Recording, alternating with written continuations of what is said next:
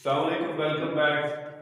हम देखते हैं ग्रेविटेशनल फील्ड। ग्रेविटेशनल फील्ड क्या होती है हमारे पास? द पास द स्पेस और region around the earth in which gravitational force act on a body is called, क्या होती है हमारे पास? ग्रेविटेशनल फील्ड होती है। यानी कि स्पेस और रीजन अराउंड द अर्थ कि एक स्पेस है, रीजन है जहां पर जमीन की ग्रेविटेशनल फोर्स अमल करती है, वो हमारे पास ग्रेविटेशनल फील्ड हो जाएगा हमारे पास। लेट्स सपोज कि एक इलेक्ट्रिक फील्ड होता है, यानी चार्ज रिलेटेड वो हल्का होता है जिसके ऊपर वो दूसरे चार्जेस के ऊपर अट्रैक्शन या रिपल्शन लगा सकता है।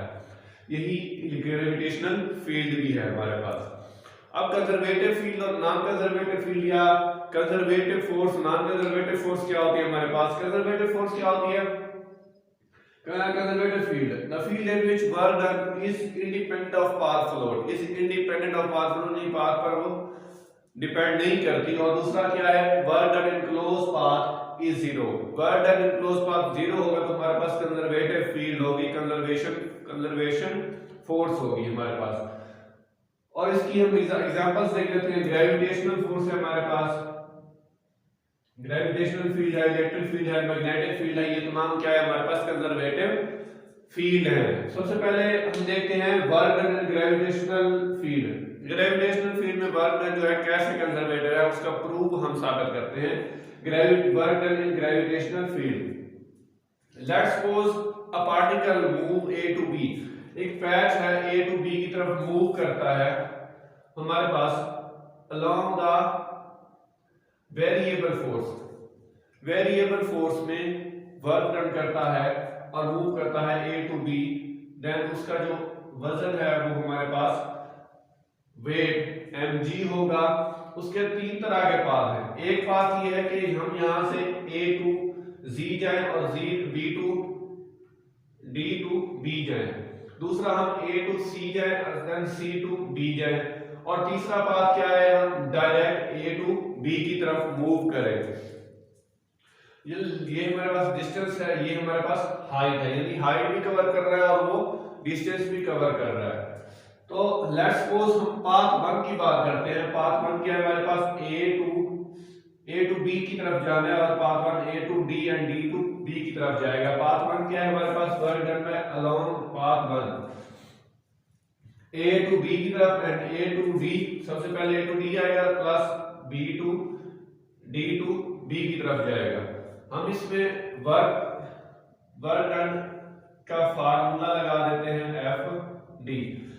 एफ डी पाथ 1 का A to B F D cos theta and A D to B F D cos theta. अब देखिए F D A to D की तरफ जा रहा है तो हमारे पास 180 एंगल बन रहा है। 180 बिल्कुल स्ट्रेट जा रहा है। एंगल क्या है हमारे पास? 180 एंड डी टू बी की तरफ जा रहा है तो एंगल हमारे पास 90 है। दोनों क्या कर देंगे हम इसमें पुट कर देंगे। cos 180 -1 के बराबर होता है और cos 90 0 के बराबर होता है। हमारे पास ये आ जाएगा। अब f जो है, f क्योंकि हम वजन की बात कर रहे हैं, फोर्स जो है वजन के बराबर होते हैं। वजन क्या होता है? mgh होता है। तो हम यहाँ पर mgh लिख देते हैं, या फोर्स mg है और d जो है हमारे पास फासला जो है हाइट में आ जाएगा, इसके यहाँ पर h बन जाएगा। तो हमारे पास पाथ 1 में क्या आ जाएगा? Negative mgh। ये पाथ 1 हो गया। अब हम दूसरा देखते हैं पाथ 2 क्या है हमारे पास? पाथ 2 a टू c की तरफ जाएगा and c to then b की तरफ जाएगा। पहले a टू c का एंगल बनाए, हमारे पास 90 बन रहा है a to c and c to b की तरफ हमारे पास एंगल 180 बन रहा है। 90 cos 90 0 होता है हमारे पास और 180 -1 के इक्वल होता है mgh 0 और mgh 0 हमारे पास 0 हो जाएगा और mgh नेगेटिव आ जाएगा, नेगेटिव mgh।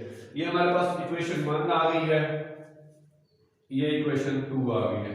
अब थर्ड पाथ क्या है? थर्ड पाथ हमारे पास ये है a टू b की तरफ डायरेक्ट जाए। लेकिन डायरेक्ट के लिए हमारे पास क्या है? पाथ 3 इज कर्व पाथ है, एक कर्व पाथ है। तो इसको हम छोटे पैचेस में डिवाइड करते हैं और इसके एंगल्स बना देते हैं कंपोनेंट x और y में, यानी हर कंपोनेंट 1 2 3 4 5 इस तरह से पैचेस बनाते जाएंगे ऐसे ऐसे। तो हमारे पास ये क्या होगा? एक ये इस तरह से सॉरी।